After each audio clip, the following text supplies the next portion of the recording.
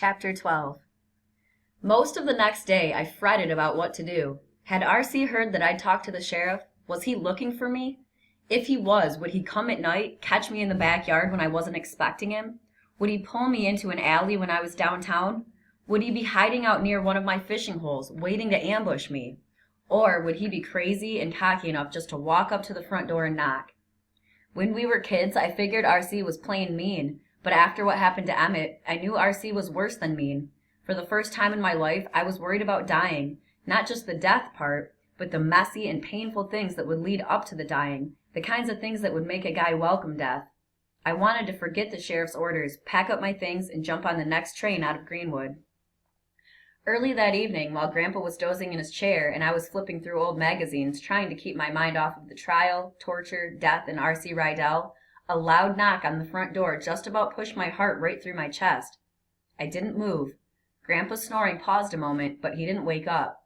The pounding again. "Grandpa," I whispered. "Grandpa, somebody's at the door." He was dead asleep. More pounding. R.C.? My mind raced to figure out what to do. Grandpa's pickup sat in the driveway, so it was obvious we were home. I could wake Grandpa, but he'd be no good against R.C., and if he got in the way, R.C. probably would hurt him too. I could sneak out the back, but that'd mean leaving Grandpa alone. Believe me, I'm no hero, but right then I realized that as long as I was in Greenwood, R.C. could get me if he wanted to, and I'd have to face up to him sooner or later. I took another look at Grandpa, asleep. "I'll get it," I said, even though he couldn't hear me. It was still summer, but my hand felt ice cold as I gripped the knob to open the door. It was like opening my own coffin. I took a deep breath, turned the handle, and braced myself for a fist smashing my front teeth. Where I had expected to see R.C. Rydell ready to rip my head off stood a uniformed deputy. He had a clipboard and some papers in his hand. "You hear him, Hilburn?" Slumping against the doorway, I tipped my head back and let out a sigh. "Look at here, boy," the deputy snapped. "You hear him, Hilburn, or not?" I stepped through the front door and pulled it closed behind me. "Yes, sir." My voice shook a little. "Consider yourself served, son." He handed me a sealed envelope, then held out his clipboard. "Sign here, and that lets the judge know you received this subpoena to appear in court." "Court? Don't tell me Sheriff Smith never said nothing to you about the trial they're fixin' to have up in Sumner? You know, about that colored boy that got himself kidnapped and killed?" "He asked me to stay in Greenwood, but he didn't say anything about a trial." The deputy handed me a pencil and tapped the clipboard. "Not my problem, son. Signing this only means I handed you the subpoena. Whether or not you end up testifying in court is up to the judge and the lawyers.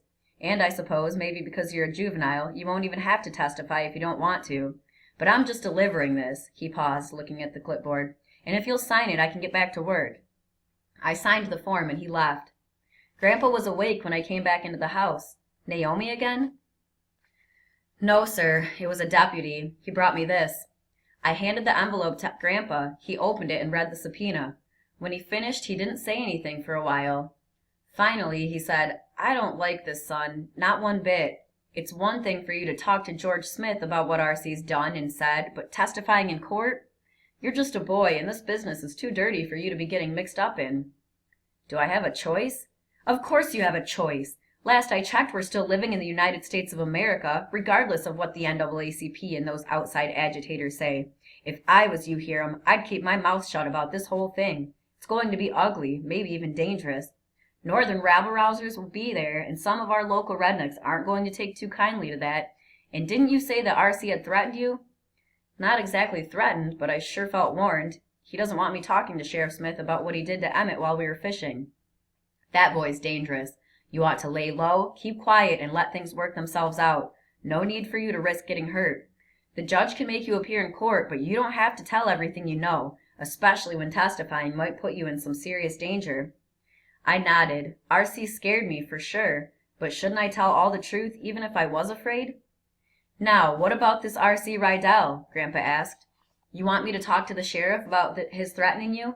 You got a right to feel safe here, anywhere, and the law's bound to protect you. If you're worried that he's going to come after you, I can ask the sheriff to have him locked up if they find him, or maybe have a deputy keep an eye on the house while you're here. You know that boy, Hiram. You know he can be real trouble." I guess I wouldn't mind if a deputy kind of hung around here for a while, just in case. I hoped I'd never see R.C. again, because if he really wanted to get to me, having a deputy around wasn't going to stop him.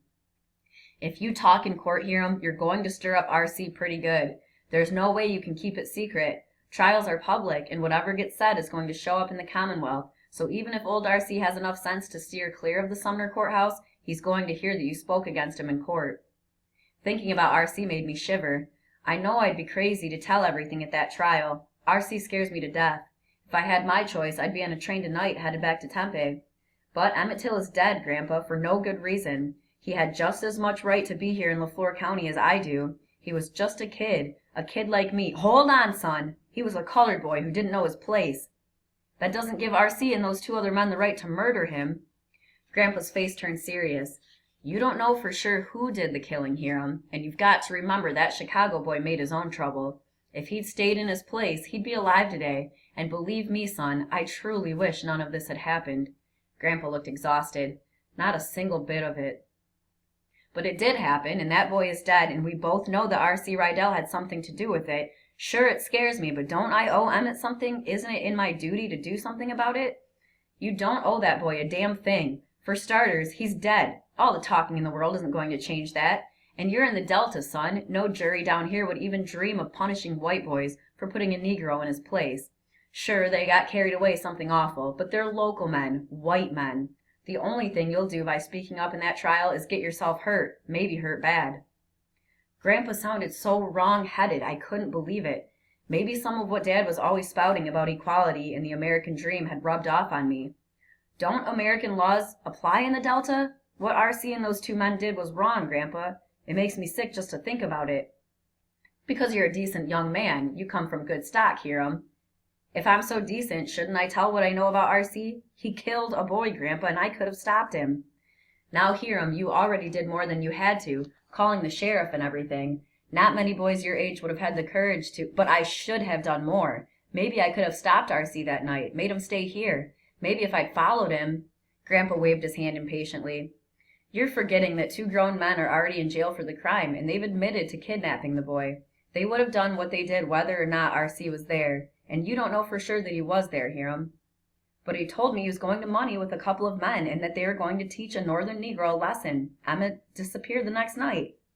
Just because he planned to go up there doesn't mean he ever did. Look at what you're saying, son. You've already convicted R.C. for a crime you can't be sure he committed. How are you going to look in court? Are you willing to accuse a boy everybody knows is a big talker of kidnapping and murder based on a conversation you had with him one night? Grandpa, I know R.C. and what he can do. I've seen what he's done before. So what? Do you have proof that he went to Mose Wright's house that night? That he was with Brian and Milam? That he helped them kill that boy? You got any proof of that? But he said, it don't matter what he said, Hiram. The court's interested in what he did, and what can be proven beyond a reasonable doubt. Do you really think that a jury made up of white Delta men is going to take your word over that of a local boy? Like I said, if you tell everything in that trial, the only thing you're going to do is get yourself hurt and embarrass me. Embarrass you? People around here have long memories, son. They remember how your daddy was, how I couldn't talk or whip any sense into him when he got to be your age. You have no idea how humiliating it is when a boy shames his family. Friends and neighbors said they understood, that they felt sorry about how Harlan and I battled, but I know that behind my back they talked about how I was a poor father, that if I had raised Harlan right, he wouldn't have shamed me. His voice trailed off. Your daddy. You can't be like your daddy. Grandpa sat quietly until Ruth Ann called us to supper. He looked up a little confused, like he'd been dreaming or something, and waved me over to help him out of his chair. You get in court and talk against white folks, Hiram, and people around here'll see your daddy in you. Contrary, that's what he was. Didn't like the South, the Southern ways. The Delta wasn't good enough for him. He wiped his mouth and his hand trembled. I don't think I could take it again. That public condemnation, friends gossiping, feeling shame because of what my boy did and said. I raised you different, Hiram. You are not like your father. You're a Delta boy through and through. Grandpa patted my arm. You're a good boy, son, and I've been proud of you. I know you'll do the right thing. Neither one of us said much during supper. Grandpa seemed worn out, tired, and like his mind was on something else, and I just didn't feel like talking. Ruth Ann had made one of my favorite dinners, but it didn't taste very good that night. Thinking about R.C., Emmett, Dad, and Grandpa, and the trial pretty much ruined me for eating. I managed a drumstick and a couple scoops of mashed potatoes and coleslaw, and then excused myself.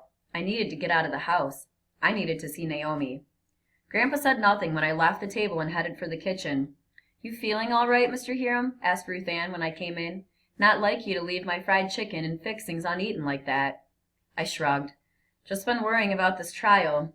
"You let the judge and lawyers worry about that, and I bet they're plenty worried themselves. I never thought I'd see it happen, but they got 2 white men sitting in jail right now, and they're going to send 'em to trial.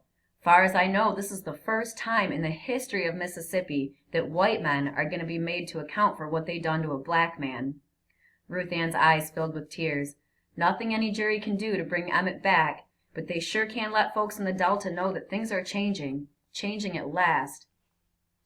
"I'm really sorry about Emmett, Ruth Ann. Awful sorry. I don't know why, but I felt like crying then. I blinked the tears back. I wish it had never happened. It shouldn't have ever happened." "I appreciate that, Mr. Hiram," she said as she dabbed her eyes. "Ain't nothing you could have done about it, I know, but I do appreciate your sympathies." "But maybe I could have done something. Maybe I can now." "What's done is done. You couldn't have stopped old Milam and Bryant anyway. The law and the good Lord'll take care of those two, and anyone else mixed up in their wickedness." Somehow I felt mixed up in their wickedness, mixed up and not knowing how to get out of it. Ruth Ann took a deep breath, ready to change the subject. "You heading outside?" "Thought I'd take a walk. I need to get out of the house for a while." She pointed to the kitchen garbage pail next to the back door. "Why don't you take that with you to the garbage on your way out? And Mr. Hiram," Ruth Ann said, smiling, "don't you be too late talking with that Naomi girl. You know how her daddy gets." "I never said anything about Naomi. Don't I just me, Hiram Hilburn. I got boys of my own back home.